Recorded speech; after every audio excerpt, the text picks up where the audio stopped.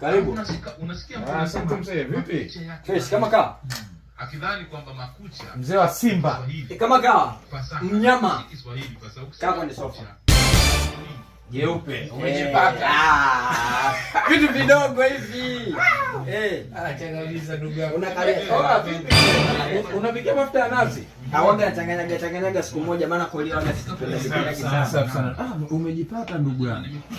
Kawaida hivyo taratibu maana vijana kibambana. Ndio. Hii nini? Hii hapo podi ya umeme. Hapo sasa sio kilichonileta.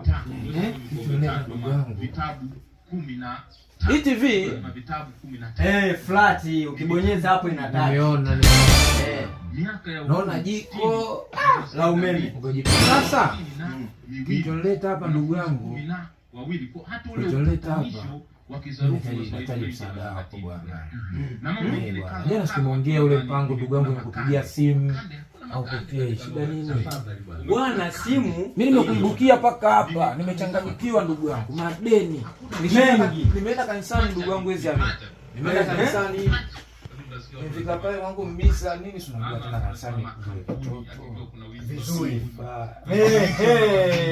Umekitokea kimoja.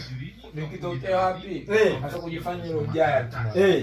Kujifanya giant mwanaume. Nimefika pale.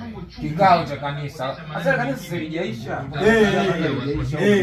Sasa mimi pale kidogo tunajua mimi msanii naondoka ile miondoko. Ndugu yangu pale mimi kwenye kikao. Nikafika zamu yangu, watu wamechangia tofali, watu wamechangia nini. Nimefika pale mwanangu. Zamu yangu watu wameidi laki sijui nini, laki 200, nikasema aso kinyonge. Nikajikuta mwanangu kuna mtoto yule hapa chini alikuwa kakaa Fatuma. Mbele yangu. Kakaa mbele huyo hapa namuona. Ndio nikasema sio kinyonge, afu mtoto mwenyewe ananisumbua. Nikamwambia ile sijui anasemaga kijumbe ile sijui nani. Nikamwambia mimi nitatoa milioni 1. Wewe na ukawagi pale au? Ni wapi? Yaani milioni 1 ndugu yangu mimi laki sijui kuiona hivi. Sija kuiona. Laki afu ukasema milioni 1. Majini. Ulijitungua. Majini ndugu yangu. Wewe uchao yupo. Sema kijaribika kitu. Wewe nisaidie kitu kimoja.